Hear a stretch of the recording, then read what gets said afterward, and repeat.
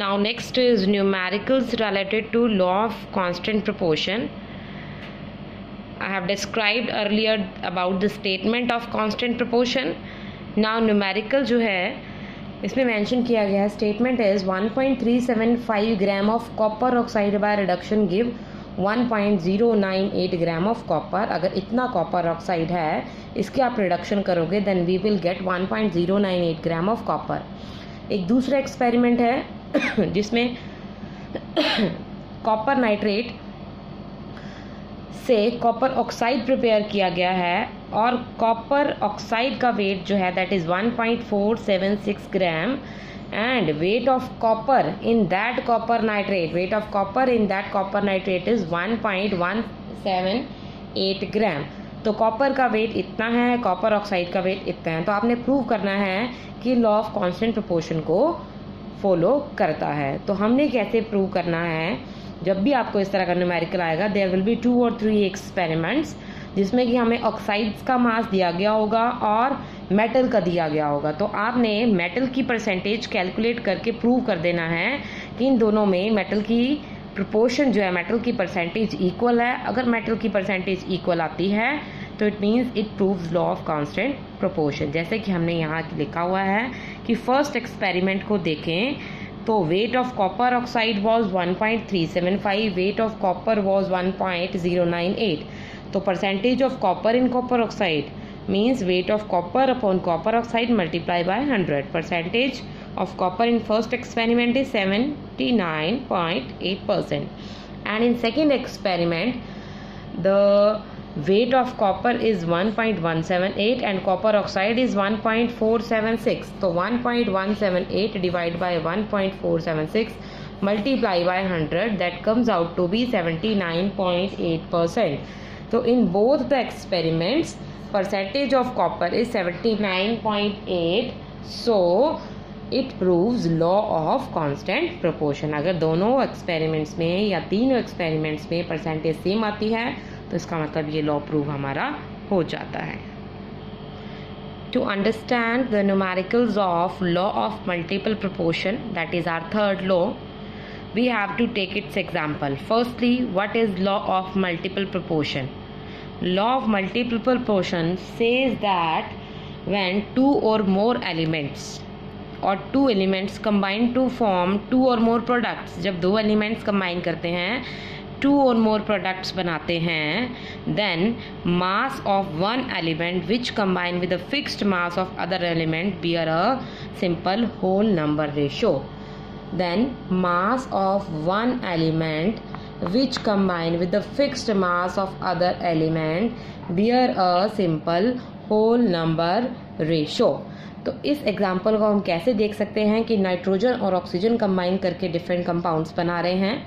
अगर आप इन कंपाउंड्स में देखो नाइट्रोजन की ratio, nitrogen 1 nitrogen having mass 14, तो 2 nitrogen having 28, 1 nitrogen 14, 2 nitrogen 28, 2 nitrogen 28, 2 nitrogen 28, 1 oxygen 16, 1 oxygen 16, 3 oxygen 48, 4 oxygen 64, 5 oxygen 80. तो अगर आप इनमें फिक्स्ड एलिमेंट जो ले लो, नाइट्रोजन का फिक्स्ड मास ले लो, दैट इज 14, 14, 14, 14 एंड 14. हमने मास नाइट्रोजन का ले लिया फिक्स. अगर आप नाइट्रोजन बेस पे 14 लेते हो तो इसे हाफ करोगे, इसे हाफ करोगे तो आप इसे भी हाफ करोगे. मतलब इन N2O 14% ऑफ या 14 रेशो लोगे अगर आप, that will combine with the 8 parts of oxygen. In NO 14 parts of nitrogen combine with the 16 parts of oxygen. In N2O3 14 parts of nitrogen will combine with 24 parts of oxygen. तो आप इसे half करोगे, इसे भी half करोगे. In N2O4 14 parts of nitrogen combine with 32 means इसका half कर दोगे 32 parts of oxygen. In N2O5 28 parts combine with 80 and 14 parts combine with 40 parts of oxygen. तो हम कह रहे हैं कि the mass of one element which combine with the fixed mass of other element bear a simple whole number ratio. अगर आप इनकी ratio देखोगे तो 1:2:3:4:4:5 मतलब 8:16:24:32:40 1:2 3:4:5, तो इनकी रेशो आपस में सिंपल होल नंबर रेशो रहेगी। इसी तरह से आपने न्यूमेरिकल्स में भी करना है। न्यूमेरिकल्स में you have to take ratio of these two atoms in the different compound. It will be simple whole number ratio. Now next we will take the numerical of law of multiple proportion. First numerical is free oxides of lead on analysis contain 3 oxides हैं lead के, जिनमें analysis किया तो इनमें lead की percentage क्या थी, lead का मास क्या था। फर्स्ट है 3.45 gram of yellow oxide contain lead, 3.12 gram, 1.95 gram of brown oxide contain lead this much and 1.77 gram of red oxide contain lead this much। तो हमने इनमें प्रूव कैसे करना है, जैसे हमने लास्ट एग्जांपल में भी देखा है, we have to take percentage parts of या ratio of nitrogen to oxygen. तो इसी तरह से हमें लेड रेशो ऑक्सीजन लेना पड़ेगा और ऑक्सीजन रेशो लेड लेना पड़ेगा। अब जो भी लो इसमें आपके पास लास्ट में लॉ जो है वो प्रूव हो जाएगा। जैसे हमने फर्स्ट लिया है in yellow oxide mass of oxygen upon mass of lead. हमारे पास यहाँ पर मास है, we are having mass of yellow oxide मतलब लेड ऑक्साइड एंड लेड। तो ऑक्सीजन का मास कैसे कैलकुलेट कर सकते हैं, सब्ट्रैक्ट करके कैलकुलेट कर सकते हैं। We have to subtract 3.45 minus 3.21 then we will get the mass of oxygen. तो ऑक्साइड जो भी लेड ऑक्साइड है इसमें होगा lead and oxygen, then we are already having mass of lead, then by subtracting we can calculate mass of oxygen. तो जो मास of oxygen हम इनको सब्ट्रैक्ट करके निकालेंगे, we have to apply that mass of oxygen in each oxide. तो ratio calculate करने के लिए in yellow oxide mass of oxygen upon mass of lead that is 0.24 upon 3.21। 3.21 जैसे कि हम देख सकते हैं लेड का मास है, ऑक्सीजन का हमने सब्ट्रैक्ट करके कैलकुलेट किया है। The ratio comes out to be 0.075। In brown oxide the mass of oxygen upon mass of lead that ratio comes out to be 0.15। In red oxide mass of oxygen upon mass of lead ratio comes out to be 0.10। तो overall last में अगर हम ratio देखेंगे 0. So at the end ratio of all the samples, ratio in all the samples mass of oxygen upon mass of lead 0.075, 0.15, 0.10। तो अगर हम इन्हें whole number ratio लेने की कोशिश करेंगे, हम इसे 4 से मल्टीप्लाई करेंगे, इसे भी और इसे भी, then multiply by these 3/4, it comes out to be 3:6:4। This is a simple whole number ratio. तो एट द एंड हम इनको मल्टीप्लाई भी कर सकते हैं so as to get simple whole number ratio. तो अगर सिंपल होल नंबर रेशो आ जाती है तो it means it proves law of multiple proportion. तो आपके पास इस तरह का कोई भी न्यूमेरिकल आता है, आपको जस्ट रेशो कैलकुलेट करनी है ऑक्सीजन, लेड और oxygen with any other metal. Now fourth law is law of reciprocal proportion.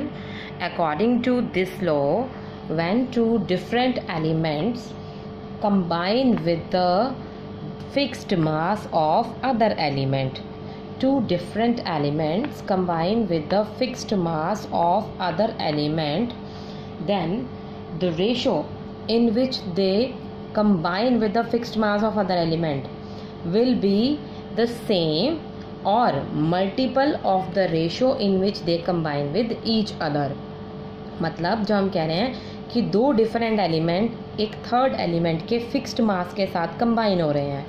Sulphur का मास जो है हमने 32 लिया है, that combine with the hydrogen to form H2S।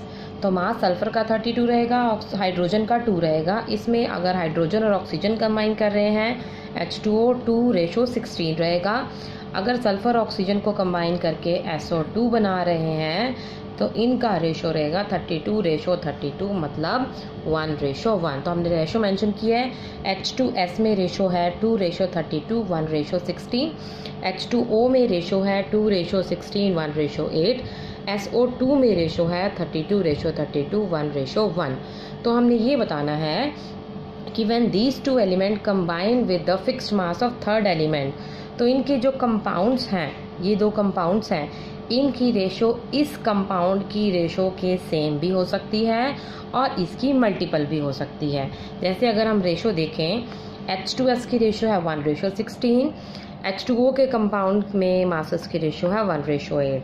तो H2S ratio H2O that is 1/16 1:8।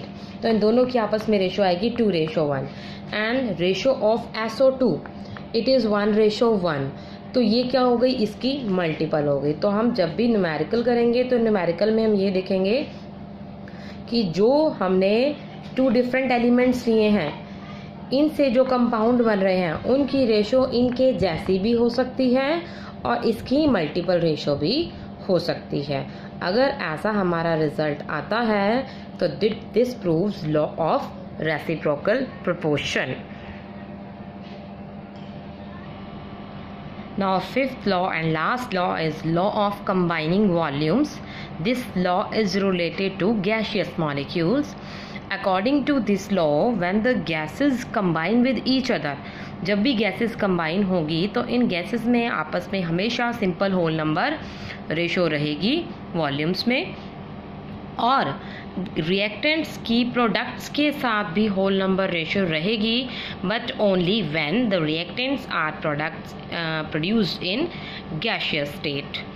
जैसे कि हमने एग्जांपल देखा है, hydrogen gas combine with chlorine gas to produce hydrogen chloride gas, and the volume we have mentioned here for hydrogen it is 1 volume, for chlorine 1 volume, to produce hydrogen chloride 2 volume. The ratio of hydrogen chlorine and hydrogen chloride is 1:1:2. And in the second example, ratio of hydrogen to oxygen 1 and H2O is 2. तो whole number ratio is 2:1:2. तो यहाँ से ये proof होता है कि when the gases combine they bear a simple whole number ratio of their volumes, and with the products also they bear a simple whole number ratio if products are present in gaseous state at same temperature and pressure. Thank you.